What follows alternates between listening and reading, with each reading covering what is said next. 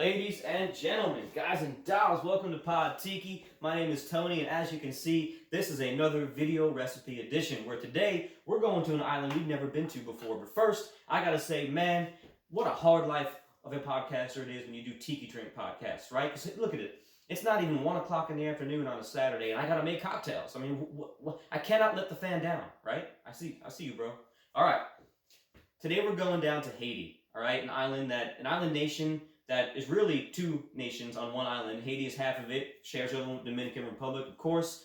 Now, we've never gone and done a drink from Haiti before. We're going to the capital city. We're going to make the Port-au-Prince. Now, the Port-au-Prince has two main versions. There's the early Don the Beachcomber version. Came about in the late 30s, early 40s. It was only on the menu for a little while, and for good reason. The rum that it uses is really good. Barbancourt rum. It's what you can get today. It's what Jeff Beachbumberry suggests using because the rums that Don the Beachcomber used aren't available anymore. But he suggests this is pretty close to the Haitian rum that Don used. But it's such a fine and refined, elegant rum. It gets lost behind the fruity flavors, and it ends up being just another punch that it's not bad, but doesn't stand out against things like the Zombie and the Navy Grog. So it kind of faded away. And decades later, author and, I guess, cocktail connoisseur of her own right, Shannon Mustafa came along and made the drink using a new Haitian spirit. Not new, but new to the U.S. market. She used Clairin. Now, I'm not going to go too much into it because I went really into it on the episode, and the last video got a little long, so I'm trying to cut it short here. So for the sake of brevity, I'll just say Clairin is a very bold, in-your-face spirit. It's kind of a cousin to rum, sort of the way mezcal is to tequila, and it is very mezcal-like. It's got a smoky, herbaceous flavor, some pungence. I have to admit, it's not my favorite sipping rum, and it's not because it's bad. I just don't like that smoky, like, peaty herbaceousness. I like it for a glass, and then I gotta be in the mood, you know? But for cocktails, man, for this drink in particular, it really does accentuate the flavors of the island, I think, way better than using a Barbancourt, which is a really, really good rum, but too good for a cocktail.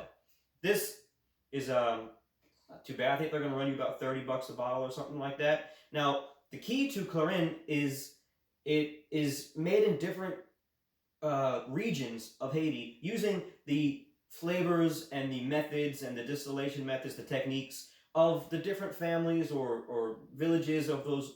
I chose a Clairin Vaval basically because it's got the lowest ABV of all the Clairins. So, and I don't like to get blown away by in-your-face pungence, right? So this is the first recipe, or the first ingredient we're going to use is the main rum is going to be Clairin Vaval out of Haiti. Then we're going to use a little bit of overproof rum. If you don't want overproof, you can use dark Jamaican, but there's such a little amount of it.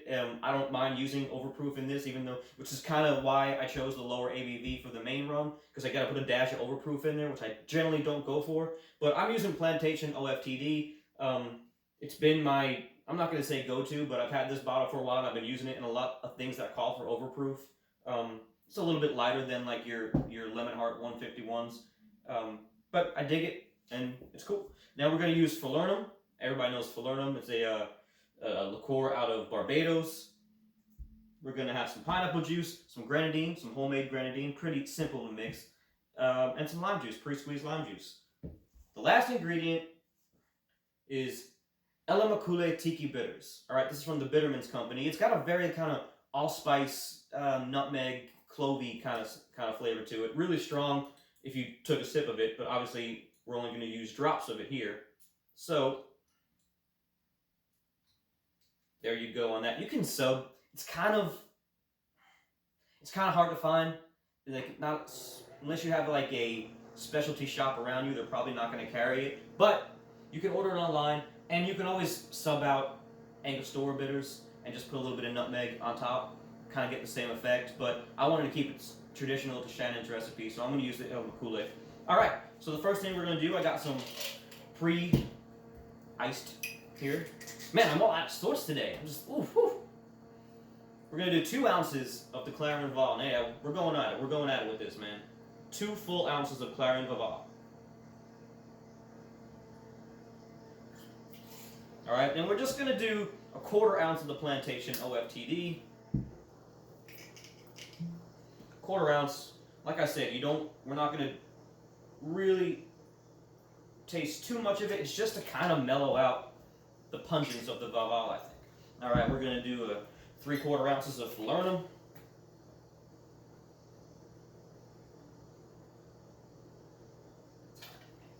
Oh, my screen went off over there. Hold on a second. All right, we're going to do a 1/2 ounce of pineapple juice. As long as it's unsweetened, it's fine. You just don't want to get any like sugary pineapple drink. All right, we're going to do a 3/4 ounce of lime juice. 1/4 ounce of grenadine. This is very exciting, right? Just watching me.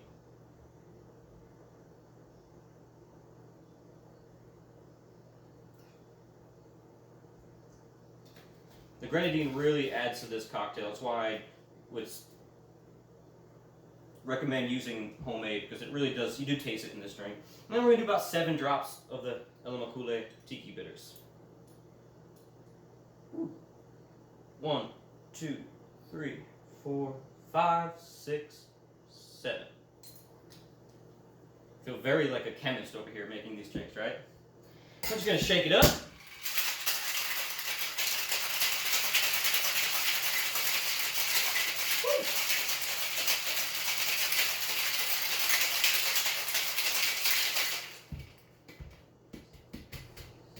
Now, on the website, in the podcast, I recommend using a 10-ounce Collins glass. I found that with the 10-ounce Collins glass, you kind of have to pour and then put some ice in and pour. It kind of fills it right to the brim. But I did recently get this new glass from my local tiki bar, and I'm going to try it in a little bit of a taller glass and see how it works. As you can tell, it's a pretty big drink, so yeah, putting it in a 10-ounce glass, I might have to go back and redo that on the website. Of course, I have my pre-crushed ice here, just waiting in the wind. We're just going to fill that glass up with crushed ice. Of course, we have to use a crazy straw, because none of my straws are big enough to fit in this glass. So, gotta get on surfsidesips.com, use the promo code PODTIKI, all one word or all caps.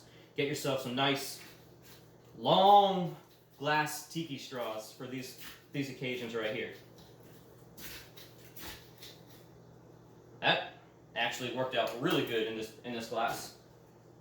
Now you can throw some garnish on there. You can throw some lime or some orchid or whatever you want on there.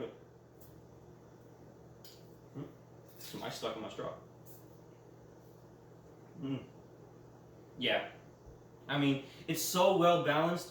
Even with the pungence of Clairin, the little bit of dark rum, and just the Caribbean spice of the falernum with the fruitiness, it's just right amount of fruit to be recognizable as a punch without punching you in the face, pretty much. Well, there's the Clairin Port-au-Prince. So, ladies and gentlemen, that has been another drink in the books. So, of course, you can follow Pod Tiki at pod_tiki on Instagram. You can follow me at rum_poet on Instagram. Please check out our YouTube page, where this video will go eventually, as well as the new episode of Inside the Mug, which I will be recording sometime this week. Exciting stuff coming up this month, so stay tuned. And you can always find us on Spotify, iHeartRadio, Stitcher Radio, Apple Podcasts, Google Podcasts, all the jazz, and always at podtiki.com. Most of all, thank you for listening. Thank you for watching. Keep it tiki out there. And I'm going to go enjoy this day with my Clairin. Woo! It's a tough life. It's a tough life.